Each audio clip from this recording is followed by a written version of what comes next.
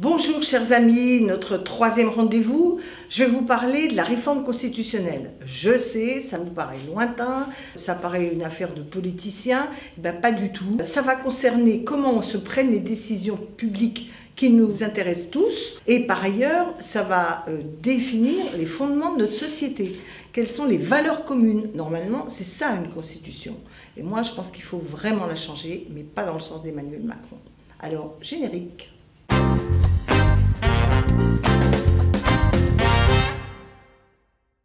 Pour savoir quel est le sens de la réforme constitutionnelle que nous prépare Emmanuel Macron, il suffit de regarder comment il exerce le pouvoir. Il veut la concentration des pouvoirs, il veut pouvoir décider seul, vite, et que tout le monde suive comme un seul homme derrière. Il veut affaiblir tous les contre-pouvoirs, tout ce qu'on appelle les corps intermédiaires, les élus, le monde syndical, les associations. Et puis, en réalité, il veut confier notre destin à la technocratie, puisque quand c'est l'exécutif qui dirige, c'est la technocratie qui prépare. C'est justement tout cela qu'il nous faut combattre, et je crois qu'il est essentiel de comprendre que c'est une logique d'ensemble qu'il faut refuser.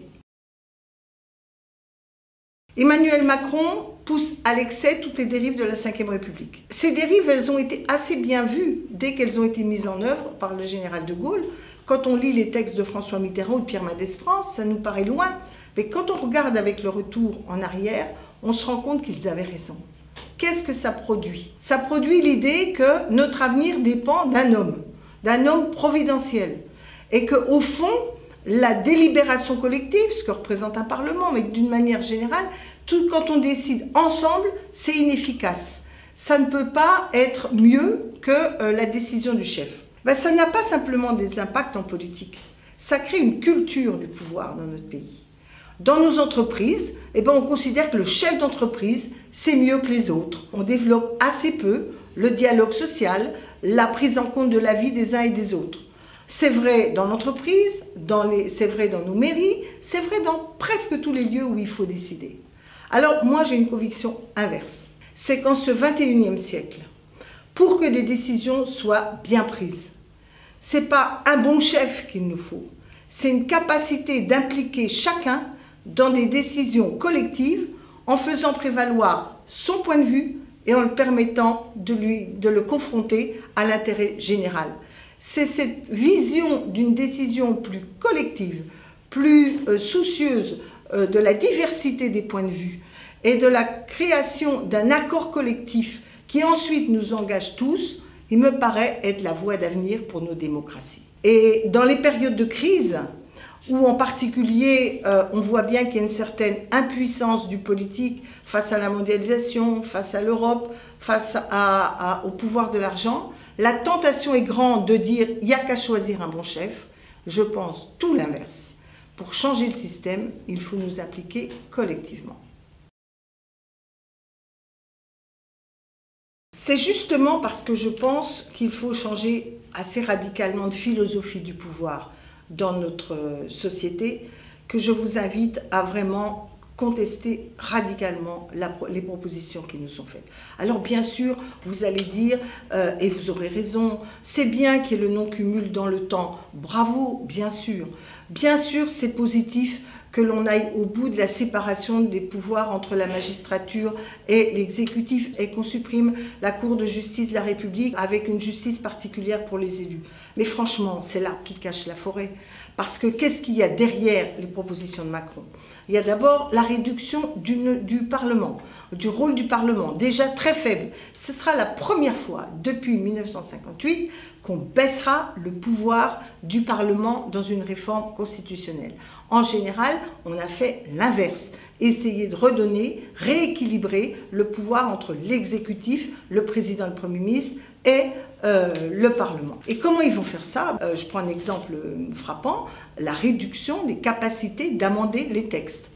Ou bien l'ordre du jour qui va être décidé encore plus par le gouvernement. C'est-à-dire on bride l'initiative parlementaire, on bride la capacité au Parlement à modifier les textes qui nous sont proposés par le gouvernement. D'ailleurs, quand on les entend, je vous invite à écouter Madame Belloubet, qui vous dit non mais il faut qu'on puisse passer nos lois beaucoup plus vite sans qu'il y ait d'opposition et que ça aille, quoi. Bref, on ne serait pas là, le Parlement, ce serait tellement mieux. Il n'y aurait pas les Français, la France irait tellement mieux. C'est cette idée qui est dramatique. Il faut ne pas se laisser piéger par les quelques avancées qu'on pourrait de toute façon faire et refuser en bloc la logique qui nous est donnée.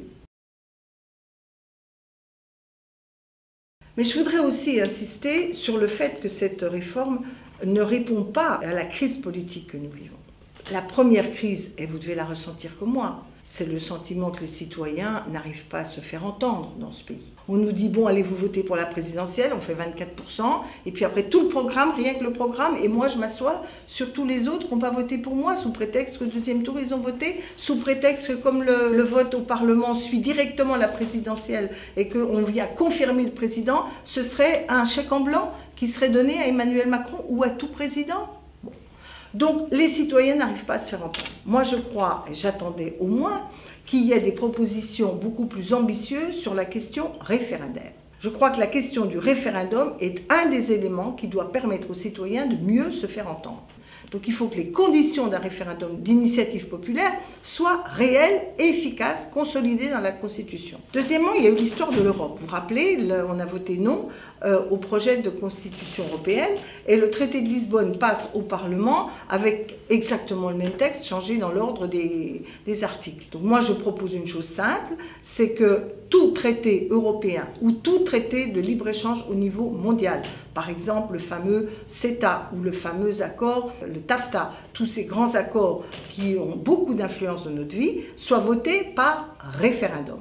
De même que l'élargissement, je vous rappelle que c'était dans la Constitution, Jacques Chirac l'avait fait mettre et Nicolas Sarkozy l'avait supprimé, ce qui veut dire par exemple que c'est le Parlement qui pourrait ou non ratifier l'élargissement à la Turquie ou à d'autres pays. On voit bien que le référendum, c'est le moment où le peuple peut, sur des sujets majeurs, devenir incontournable et c'est nécessaire à notre démocratie.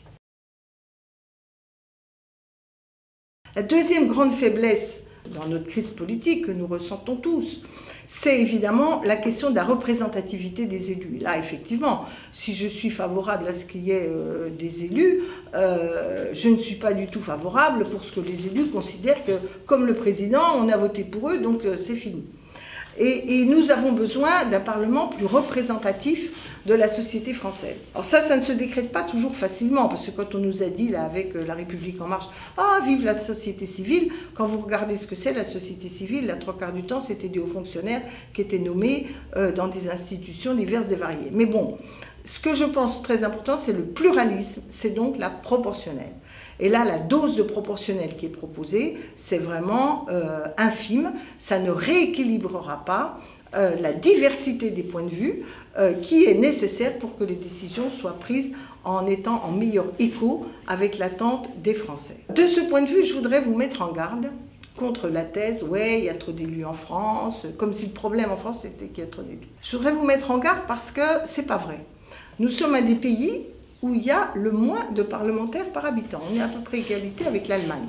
Et en tout cas, si on mettait en place la réforme d'Emmanuel Macron, on arrive à un député pour 170 000 habitants. Alors là, record toute catégorie. Imaginez-vous que dans les autres pays, une démocratie moins assurée, en Russie ou ailleurs, on dise « Oh, ben il y a trop d'élus, maintenant les gars, on réduit ». Qu'est-ce que dirait la France? Oui, démocratie bâillonnée, etc. C'est ce qui se prépare de manière, avec la communication. Ne tombons pas dans ce piège. Parce que ce piège, il n'est pas seulement avec les élus. On va réduire le nombre d'élus locaux, donc les gens tout près de votre territoire. Vous êtes moins loin de vos élus. Et puis en même temps, vous allez être dans une situation où il y a la même chose dans les syndicats. Vous avez vu la loi travail. Ça va réduire considérablement le nombre de délégués du personnel, le nombre de délégués syndicaux, le nombre de représentants dans les instances, les ex-CSCT pour la santé, etc. Partout, on veut réduire les contre-pouvoirs, la capacité d'avoir des gens qui font remonter les besoins du terrain pour essayer d'être pris en compte dans la décision générale. Toute une série de ces évolutions-là peuvent être arrêtées, parce que je crois qu'aujourd'hui, les sénateurs, les députés, mais surtout les sénateurs, peuvent bloquer ces réformes constitutionnelles qui vont à rebours de l'attente de nos concitoyens. Alors, une fois qu'on a dit non à la réforme d'Emmanuel Macron, est-ce que pour autant on a répondu aux attentes? Non, j'allais dire 2 fois non. Il faut absolument construire une 6e République. Mais qu'est-ce qu'on met derrière 6e République? Et à défaut de faire tout de suite la 6e République, il faut proposer des avancées qui rééquilibrent et qui fassent évoluer nos institutions. Alors moi, je plaide pour une République plus parlementaire et plus citoyenne. J'ai déjà dit qu'elle pouvait être plus citoyenne en développant le référendum. Je pense qu'on pourrait s'inspirer de l'expérience suisse avec une journée annuelle référendaire. Tous les référendums d'initiative locale qui auraient suffisamment de signatures, de la crédibilité, pourraient être soumis au vote le même jour. Et si le gouvernement veut engager par voie référendaire soit une ratification de traité, soit d'autres choses, ce serait ce même jour.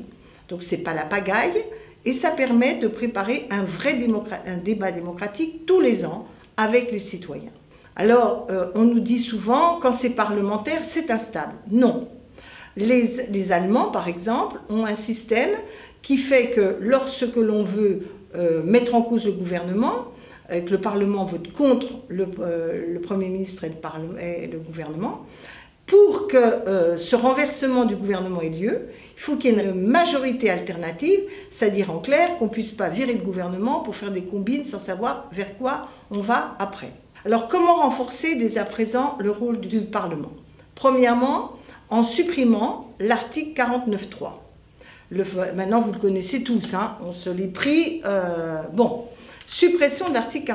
Mais il y a des choses plus techniques, comme le fameux article 40, qui bride complètement la capacité pour le Parlement de voter des dépenses si le gouvernement n'est pas d'accord, ou dans une loi avoir quelque chose qui pourra avoir des conséquences en termes de dépenses, et là c'est impossible de le faire. Donc là il y a vraiment l'article 40 à supprimer. Il y a sans doute à supprimer le droit de dissolution du président de la République. Et d'ailleurs, je pense qu'il faudrait décaler la date des élections présidentielles et la date du renouvellement législatif. Et si le président ne peut pas dissoudre, sauf cas de guerre, sauf cas d'invasion du pays, enfin, on peut mettre des choses vraiment extrêmes pour éviter des choses trop graves, et bien dans ce cas-là, vous aurez un vrai pouvoir législatif qui sera un peu indépendant. Et d'ailleurs, quand les électeurs voteront, ils sauront qu'ils sont en train de voter un Parlement et pas simplement donner une majorité ou pas au président de la République. Ça me paraît être des points décisifs. Mais il y en a d'autres moins connus. Vous savez qu'on a un gros problème avec l'Europe. Les Français ont l'impression d'être jamais entendus. Et pour être franche, on nous raconte beaucoup de bobards et nos gouvernements ne sont pas toujours très courageux. Je prends l'exemple de l'Allemagne. En Allemagne, si une directive européenne apparaît contraire, par exemple, à l'intérêt des Länder allemands, des régions allemandes, ou contraire à l'intérêt et à la constitution allemande, la Cour constitutionnelle de Karlsruhe, c'est-à-dire l'équivalent du Conseil constitutionnel français, peut refuser que l'on transpose en droit allemand cette directive. Nous, en France, avec le traité de Maastricht, et personne ne nous a obligés à le faire puisque les Allemands ne l'ont pas fait, on s'est imposé à nous-mêmes que toute directive européenne s'applique automatiquement en France. On vote sa ratification, mais on ne peut pas en changer le contenu. Et ça me paraît être une fragilité majeure. C'est-à-dire, soit tout le monde en Europe dit comme nous, une fois que c'est voté européen, ça s'applique, mais on ne peut pas avoir un pays comme l'Allemagne qui dit nous ça dépend si ça nous va ou pas, et la France qui dit nous c'est automatique, parce que vous voyez bien que c'est un rapport de force qui se crée en faveur de l'Allemagne.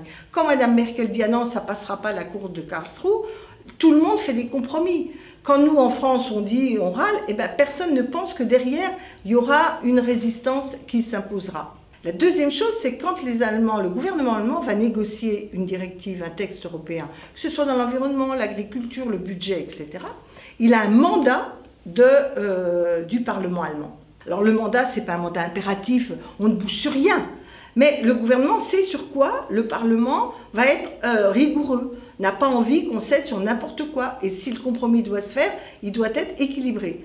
En France, non. Le gouvernement va négocier sans mandat du Parlement français. Je pense que ces deux choses-là donneraient au Parlement Et donc, du coup, aux citoyens, l'occasion de venir dire à leurs députés et à leurs sénateurs, « Eh, dites donc les gars, là, il va se négocier telle directive européenne. Et qu'est-ce que va dire la France? Est-ce qu'on va la soutenir? Est-ce qu'on va plutôt la bloquer? Prenez l'exemple de la nouvelle directive sur les congés parentaux sur lequel la France est en train d'être frileux. On pourrait avoir comme ça des mandats très clairs donnés à nos représentants. Et puis, il y a un sujet que Macron met toujours en exergue. Il faut que le Parlement il y ait moins d'élus pour qu'il contrôle mieux le gouvernement. Voilà, ça. Et en plus, il vous dit que vous n'allez pas faire d'économie parce qu'on va mettre plus de moyens au Parlement. Je préfère avoir des élus qui s'appliquent plutôt que des élus avec pas mal de conseillers, technocrates ou non, autour d'eux. Parce que l'élu, lui, il est obligé de rendre compte aux citoyens et il le rencontre régulièrement. Bon. Je vous donne quelques exemples sur le fameux contrôle du gouvernement. Et vous voyez en quoi c'est important que le Parlement ait du pouvoir. Vous avez vu tous l'événement qui vient d'avoir lieu au SAMU de Strasbourg. Bon, il nous a tous bouleversés, c'est inacceptable. Bon, je ne veux pas rentrer dans les détails, mais par contre, il y a moins d'1 an, le Sénat avait fait un rapport de contrôle sur le fonctionnement des SAMU et de l'ensemble du système d'urgence en France. Qu'est-ce qu'on avait mis en évidence ? Il avait été mis en évidence qu'il y avait un problème de formation, de moyens, des opérateurs et de méthodes à utiliser pour être sûr qu'un médecin aille bien prendre la décision. On avait pointé la question. Comme le Parlement n'a pas de pouvoir, même quand il contrôle bien, eh ben, il n'y a pas de suite. Donc on voit que le pouvoir du Parlement, c'est aussi l'efficacité donnée aux suites de son contrôle. Mais pourquoi le contrôle il peut se faire ? Parce qu'il faut du monde pour aller contrôler. Vous voyez bien que si vous n'avez pas assez de sénateurs ou de députés qui vont dans ces réunions, eh bien les problèmes d'urgence dans le Lot, ce n'est pas tout à fait les mêmes qu'en Seine-Saint-Denis et pas tout à fait les mêmes que dans le centre de Paris. Donc on a besoin de parlementaires proches du terrain qui vont participer à ce travail de contrôle, donc nombreux. Parce qu'il n'y a pas que ce sujet-là. Moi j'ai participé à tout ce qui était la commission d'enquête sur la fraude fiscale. On a fait plein de propositions. Les gouvernements successifs se sont assis dessus. Enfin, on commence à ouvrir la boîte de verrou de Bercy depuis 10 ans. Et encore, je pense qu'on va bien limiter l'ampleur de ce qui va être possible. Donc tous ces sujets-là, ils ont été préparés par des parlementaires qui ont voulu contrôler comment ça se passe.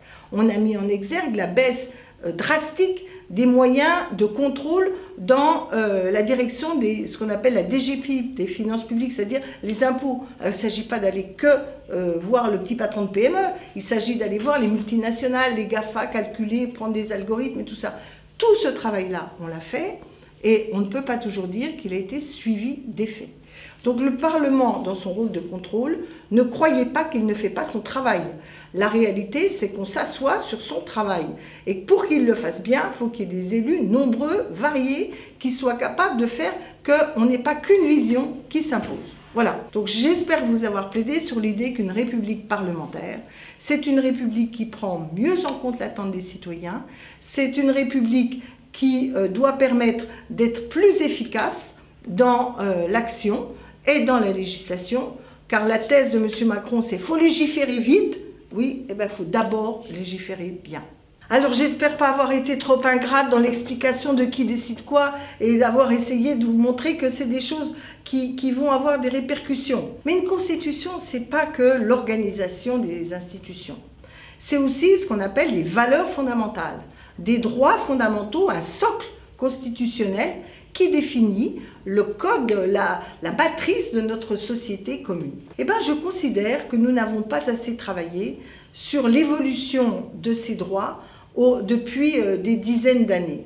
Nous ne sommes plus dans la période des années 60. Et on le voit bien avec l'idée d'introduire la référence au changement climatique. Entre nous soit dit, la manière dont c'est fait par Emmanuel Macron, c'est quand même totalement du formalisme. Ça ne changera strictement rien. Alors moi, je propose que l'on regarde qu'est-ce que le Conseil constitutionnel a retoqué comme loi et est-ce que ça ne révèle pas parfois la nécessité de changer notre cadre.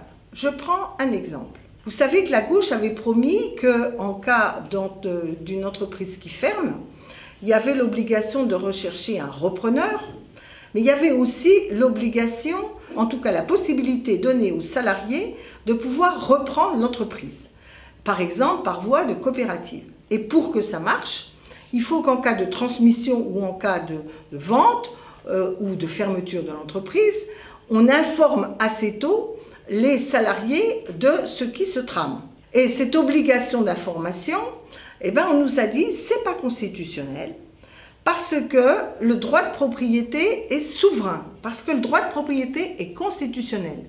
Tandis que la prise en compte des parties, des salariés dans une entreprise comme étant au moins co-acteurs de l'entreprise et premier à être consulté en cas de vente, n'est pas dans le droit constitutionnel de notre pays. Donc il faut que sur la manière dont on conçoit l'entreprise comme un lieu qui n'appartient pas qu'au capital et au patron, mais bien sur lequel, notamment dans des moments décisifs, les salariés peuvent être pris en compte, doit être dans notre Constitution. C'est une évolution du monde économique et social qui doit être un approfondissement de notre modèle social. Le deuxième exemple que je vais prendre, c'est l'exemple du logement. Vous savez qui me tient à cœur. Je me rappelle du débat sur le droit de réquisition. Il ne s'agit pas dans ce pays d'aller réquisitionner brutalement, etc. Mais chaque fois qu'il y a une réquisition, on n'arrive pas à avoir une législation équilibrée parce qu'il y a le sacro-saint droit de la propriété. Et donc on nous dit, non, tant pis s'il y a plein de gens dans la rue, mais la vieille dame qui était propriétaire depuis longtemps d'un appartement vide depuis 10 ans vers la place des Vosges, elle a le droit, c'est sa droit de propriété. Donc on voit bien qu'il y a besoin d'équilibrer le droit de propriété et le droit au logement qui doit devenir un droit constitutionnel. Alors les juristes vous diront qu'il est à valeur constitutionnelle, mais dans un jugement, entre un droit à valeur constitutionnelle et un droit constitutionnel, c'est celui constitutionnel qui gagne. C'est le même problème parfois qu'on a dans les rapports entre les propriétaires et les locataires. Donc je crois qu'une des grandes avancées du modèle social français serait de reconnaître dans la Constitution le droit au logement pour tous, le droit à un logement digne pour tous. Voilà, je vous propose donc, d'ailleurs je vais lancer une campagne pour demander l'inscription du droit au logement dans la Constitution française, mais je vous en parlerai dans les prochains éditos. Alors, abonnez-vous à la chaîne YouTube, n'oubliez pas de me poser vos questions avec le hashtag MNLFAQ, je vous répondrai. Et puis, vous pouvez me suivre sur les réseaux sociaux avec Twitter ou Facebook. À bientôt, à la semaine prochaine.